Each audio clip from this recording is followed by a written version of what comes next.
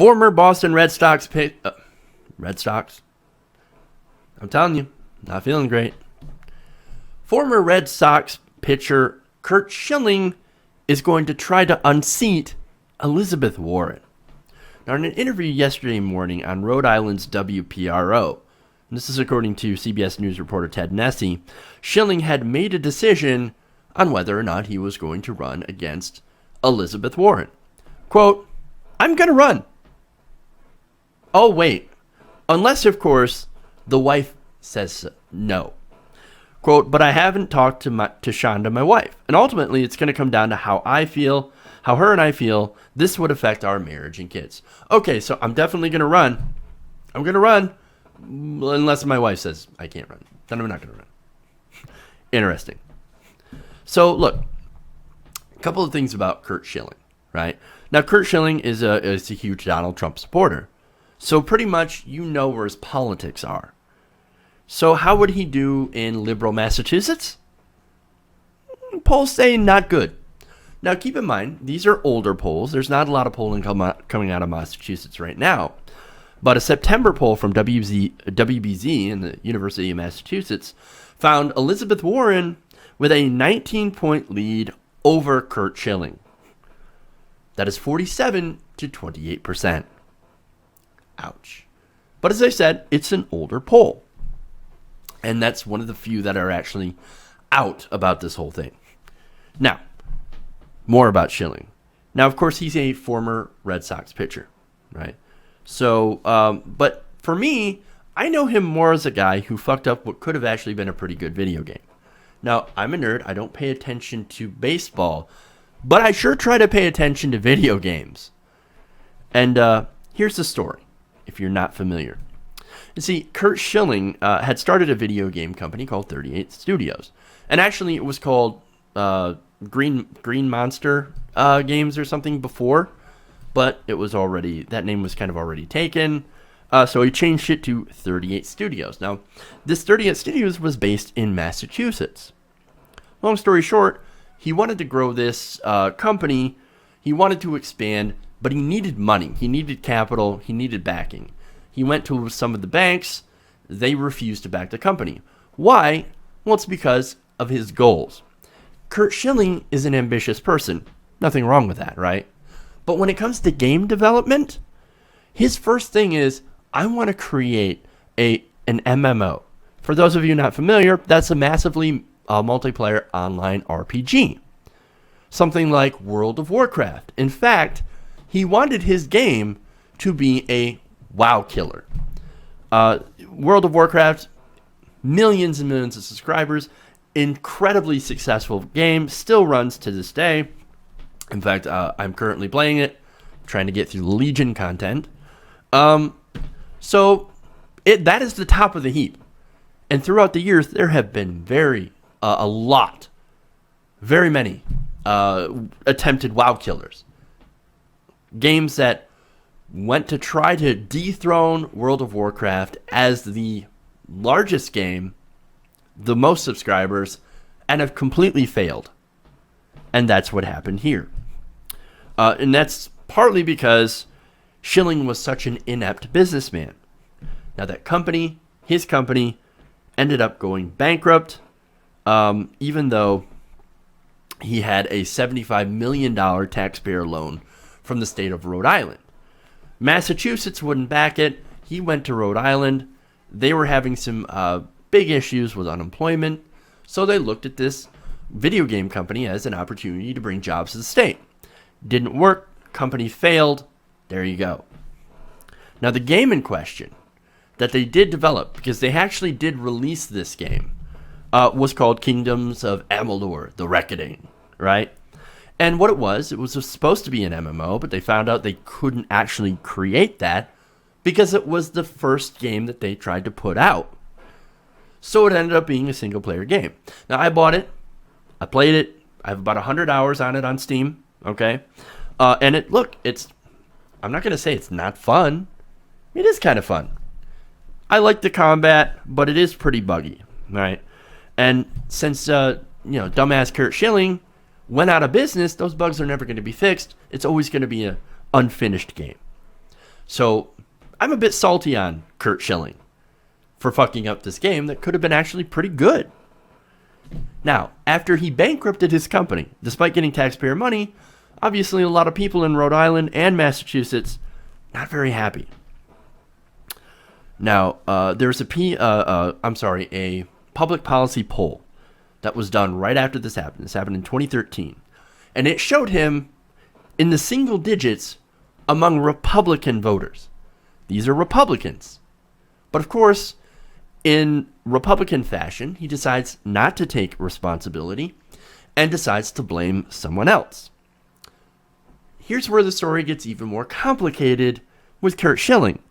You see, he decides that he wants to blame former governor and presidential candidate Lincoln Chafee. You know, the guy who says he can do his best? He was governor of Rhode Island at that point. Now, he also recently wrote an op-ed. Since he started entertaining this run, he's been a little bit more vocal. He wrote an op-ed titled, "Inept Chafee Helped Doom 38 Studios." Inept Chafee. What about inept Schilling? Just saying. Like, you put and look, he even puts the onus on his company failing on himself. In fact, later on in an interview, he said, quote, his management team suffered from, quote, significant dysfunction and that his video game developers worked too slowly. And once again, blaming someone else. But he says those problems are his fault. As the chairman and founder, who's above me? Who is above you? But look at that. Blaming his devs, which put together, as I said, a game that was pretty decent and that I kind of enjoyed. So it wasn't anything wrong with the dev team. It had everything to do with Curt Schilling at the top. However, he goes on to claim that Chafee had a political agenda when it came to 38 Studios. So here's the information on Chafee. Now, Chafee originally, as he was running for governor, came out and said, I don't feel comfortable with this deal. I don't like this deal. I don't know where it's going to lead. And Curt Schilling and the Economic Development Corporation in Rhode Island were like, yeah, no, we don't care. We're going to continue with this loan. Now, eventually, Lincoln Chafee became the chair of this board, after becoming governor. But they had already, before he took over, approved that $75 million loan to 38 Studios. So what's Chafee to do? I washed my hands of the deal. It wasn't my deal. I was against it from the beginning. I'm not going to really do a whole lot. Okay? Even though he did end up touring the studio and said, look, I didn't like this deal, but I kind of gotta try to make it work. Kinda. But I'm not going to really do anything. So could he have done more? Absolutely. But is it his fault the company was doomed? No, absolutely not. Why? It's because of Curt Schilling and his development model. You see, his model hinged on creating 2 successful games a year. That, unfortunately, is not possible. AAA devs can't even create 2 successful games a year. And Curt Schilling's like, no, we're going to do it. We're 2 games a year. Get it done. Not gonna happen. And as I said before, he tried to make an MMO. But as I said, he couldn't get funding because MMOs are really, really expensive and very, very hard to make. In fact, a viewer yesterday had informed me, when I was taking game development class, the one thing they tell you is don't ever start with an MMO. Never start with an MMO. Go for a single player game, work your way up because of the long development times and the huge, huge cost of creating one of those games. Now, that of course explains why World of Warcraft is on top and has been for over a decade because they were very successful. They put in the time. They already had a company that had been out there for decades putting out games. StarCraft, the original Warcraft, which was an RTS. Diablo. Now, all the games that I've enjoyed, I've followed. So you never start with an MMO, especially one that you claim is going to be in a World of Warcraft killer. Every one of those that were touted in the last 10 years, and I followed this, and I even purchased some of them. I mean, remember Age of Conan? Failed. It's now actually a free-to-play game, which is kind of terrible. What about Warhammer Online? That actually shut down. That's not running anymore. What about Star Wars The Old Republic? That was also supposed to be a WoW killer. And actually, that game's doing pretty well. It certainly does not have as many subscribers as World of Warcraft, but it's a solid game. I've subbed to it every once in a while. It's no WoW killer. But the point of all this is that to point out that Curt Schilling is a terrible businessman. He's terrible at business. He's not going to do much for the Massachusetts economy, which is probably why he's going to end up being crushed. And as for his support of Donald Trump, I think that they both deserve each other. Both terrible businessmen who blame other people for their mistakes. As for unseating Elizabeth Warren, yeah. Good luck with that, dude. May it fare better than your game company.